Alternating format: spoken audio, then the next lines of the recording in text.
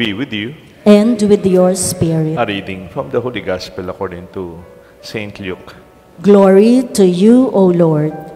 Jesus said to the crowds, "To what shall I compare the people of this generation? What are they like? They are like children who sit in the marketplace and call on one another. They played the flute. We played the flute for you, but you did not dance. We sang a dirge, but you did not weep. For John the Baptist came neither eating food nor drinking wine, and you said he is possessed by a demon. The Son of Man came eating and drinking, and you said, look, he is a glutton and a drunkard, a friend of tax collectors and sinners. But wisdom is vindicated by all her children." The Gospel of the Lord.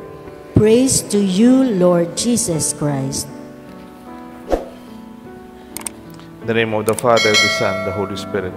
Amen. Relevance. Minsan nag-attend po ako ng parang anniversary ng isang malaking negosyo. Yung presidente ng negosyong yun ay is very competitive in the countryside. No? Sabi po niya during that anniversary ng kanilang business, when we stop being relevant, it is the end of our business. Sinabi po yan ni the late Levi Laus. Si Levi Laus po, di ba, is a business leader in the countryside.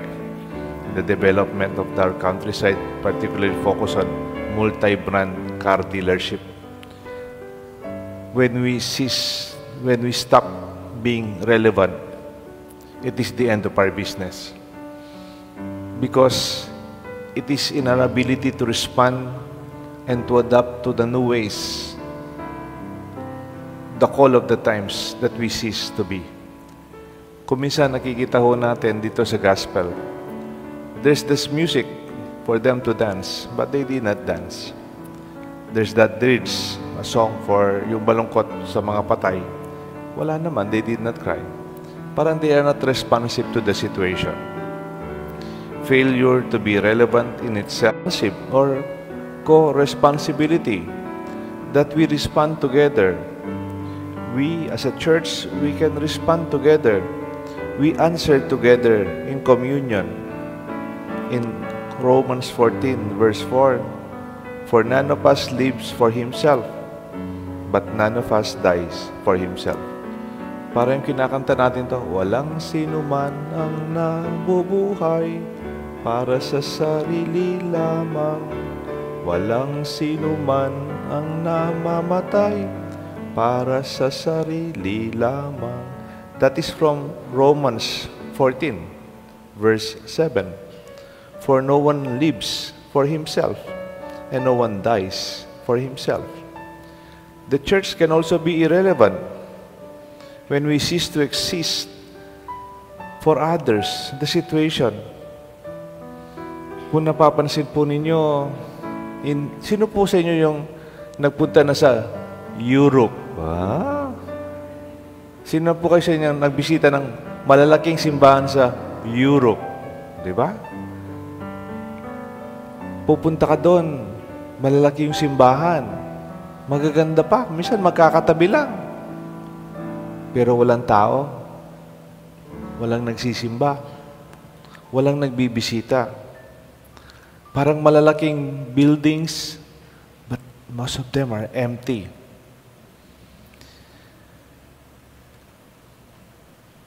Pope Francis once said, the church must be like a war zone hospital. Alam niyo po yung war zone hospital? Pag gera, war zone hospital, kahit sino pipasok, wala nang requirement na may deposito hubo kayo. Paki-fill up niyo po muna ito. Meron ba kayong garantor? Sinong gusto niyo ng doktor? There are no, wala siyang maraming procedures or hierarchical concerns, no? when you come in a war zone hospital, they treat you as needed. They'll take care of you. Kalaban ba ito? Kasangga. Hindi, they take care of you. In a war zone hospital, sabi po ni Pope Francis, urgently treat the wound, ultimately to save life. I think our church must be relevant.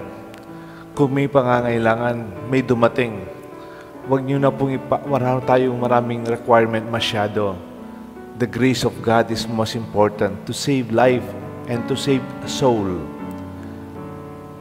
Relevance is critical to the existence of everyone. Without relevance, wala na tayo. Alam niyo po paano, kahit kano tayo kalaki, hindi pwede natin pagmalaki. Hoy, kaming mga Katoliko, malaki yung mga simbahan namin. Kaming mga Katoliko, marami kami. Malalaking simbahan namin. We are a big community. That is true. But in the long run, if we cease to respond to the situation, we might also cease to be. Alam niyo po yung dinosaur. Ang lalaki po nila. They once ruled the world. Ang lalaki ng mga dinosaur. Iba't ibang klaseng dinosaur. They are so big. Walang sinabi yung mga cockroach, kukutsatsa. Hindi sila malalaki. Bakit po sila biglang nawala? Why they cease to be? Marami pong theory. Pero isang theory, nag-change yung climate for whatever reason. Nag-change yung climate. Ang lalaki ng mga dinosaur, they were not able to adapt to the situation. Nawala po sila lahat. Hindi nila kaya yung pagbabago.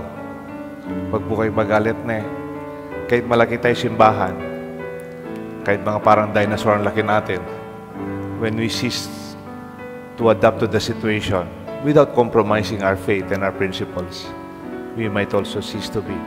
Pag hindi na tayo tumutugon sa pangangailangan ng mga kabataan, when we don't speak their language, when we don't respond to the needs of the young or the situation today, or in our society, shouting for justice, shouting for anti-corruption movements, then parang we cease to be.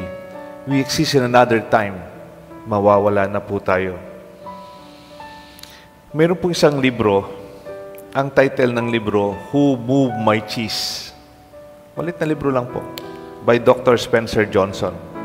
Ang librong ito, tungkol sa mga characters, si Sniff at si Scary, si Hem, at saka yung kasama niya, na si How.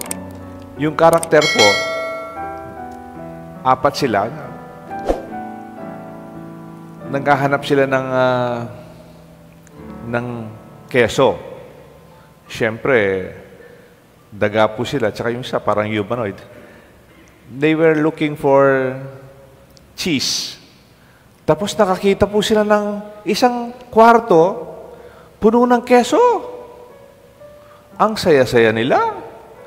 Biro mo, you are a mouse and then you discover a room full of cheese.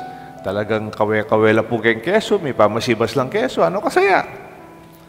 This is my cheese, sada na. They became entitled.